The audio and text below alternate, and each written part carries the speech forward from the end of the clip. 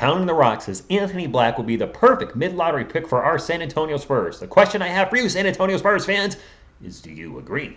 I don't ever slow up, no I don't take sh- I got no love for the fakeness. If you wanna play tough and wanna hate this, I'll always show up and make a statement. Might have to take Saquon Barkley to my video intro at some point. Anyway, what is up, San Antonio Spurs fans? Welcome to TSR Sports. I caught this article about Anthony Black, and we discussed him a little bit before, and I think a lot of you would be up for maybe getting him as a second lottery pick in the draft. And I just wanted to kind of go over this article, see his positives, negatives, and if you agree or disagree, would Anthony Black be our point guard of the future? Let me know in the comments down below your thoughts on him. Hit the thumbs up, like, support the channel, and subscribe for more Spurs content, because we rocking here.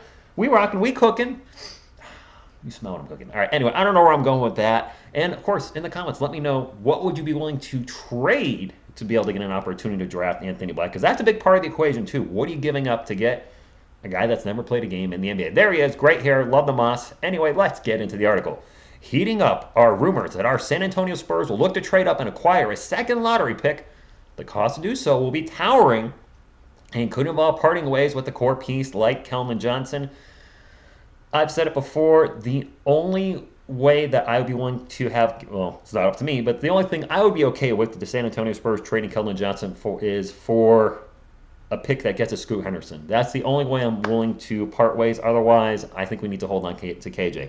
They do mention the Orlando Magic, who own picks 6 and 11, and could be a possible trading partner for Keldon Johnson or Malachi Branham. No and no. Definitely, I mean, no and no. Pick 44, sure. Some future first rounders, yes, maybe depending on what they were. And I'll be the first to admit, Spurs fans, the last time I did a potential trade scenario where we got another lottery pick, I did give up too much. You know, I was excited, and then as I look back, I'm like, yeah, I gave up 2 unprotected picks, and we already see how that can possibly affect a franchise. Looking at the Atlanta Hawks right now with some of their turmoil and giving up so many picks. So if I was to revisit that, I would make sure those picks are protected. So if we got some future first rounders that are our own, I think they should be protected, unless we're going to start using some of that draft capital we have, maybe the Raptors pick, the Bulls pick, one of those Hawks picks, whatever it is, then fine. But I just don't want to give up too much for an unproven player. While he has a lot of potential, he could be a bust. And you don't want to give a bunch of picks for a guy, and then it doesn't turn out to work out. So who is Anthony Black, and what does he do? He's from Arkansas. He's 19 years old, and he's 6'7", so he's a big PG, and bursting with potential. That's what I like to read, bursting with potential. He has great awareness and gets his teammates the ball when they're open. Shooters, cutters, bigs in the dunker spot. Black finds everybody and is a fantastic connective passer. Can also direct pick and rolls at a high level and create off the bounce. All right, so far I like what I'm reading about him being a point guard. He's an absolutely wreckful force on defense. Okay, well there's something we like to see immediately, Spurs fans, because our defense was terrible last year. He's a hound on the ball. He's a high motor off-ball chaser. He collects oodles of stocks. And I've actually never heard that before.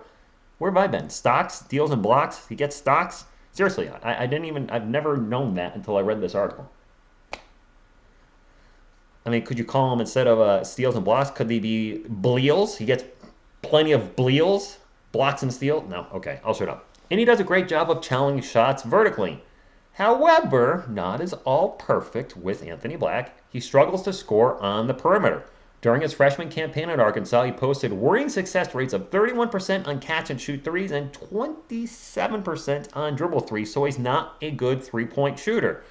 You might be saying, well, TSR, we already have a starting point guard that's not a good three-point shooter in Trey Jones. I would agree, but I would tend to think this player's ceiling is going to be higher, and he gives us a much bigger player in the starting lineup. We've been crushed on rebounds a lot the last few years, having two big players. Victor Wembanyama, who's 7'4", 7'5", and a point guard at 6'7", Anthony Black would certainly help our chances to stop all those second and third chance opportunities we give to our opponents. And looking at a potential lineup, they talk about, Pounding Rock, a potential lineup, and you'll notice Keldon Johnson is not in this starting lineup, so I think they're under the assumption that if this trade is to happen, we are giving up Keldon Johnson. But that lineup would be Anthony Black, Devin Vassell, Jeremy Sochan, Victor Wembanyama, and Zach Collins. And that would be the epitome of modern, versatile, loaded basketball. The ability to switch, guard numerous positions. Black and Wemby pick and rolls would wreak havoc on opponents, and Black and Son would form the best hair duo in the league. And if that's not a selling point, I don't know what is.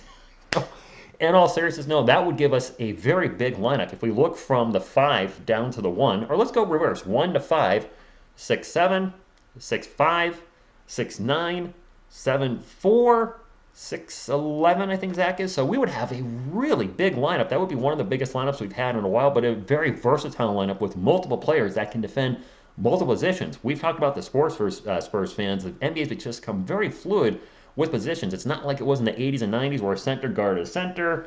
There wasn't switches. You know, you got to be able to defend multiple positions. And this is an interesting lineup. The one thing I don't like is Keldon Johnson not being part of the Spurs' future for this to happen. Keldon's a proven player. Say what you will about his inefficiency last year on the court, his struggles, whatever it may be. We know what we got with Keldon.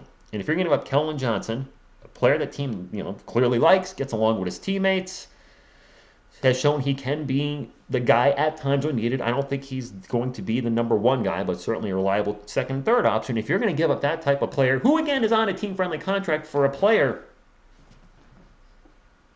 that you don't know what you're getting, I don't like that move. Now, if they were to go with that starting lineup, the tough pill to swallow would be for Keldon to go to the bench.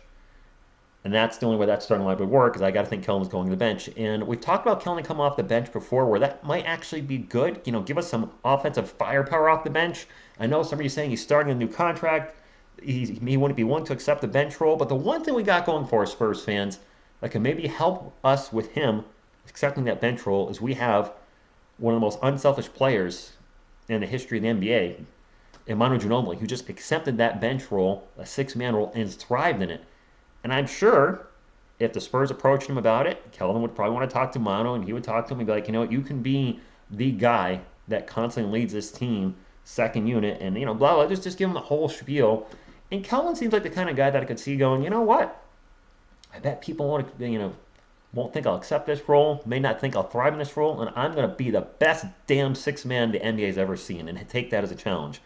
Or I could be totally wrong, and he says, I ain't going on the bench, trade me. So who the heck knows?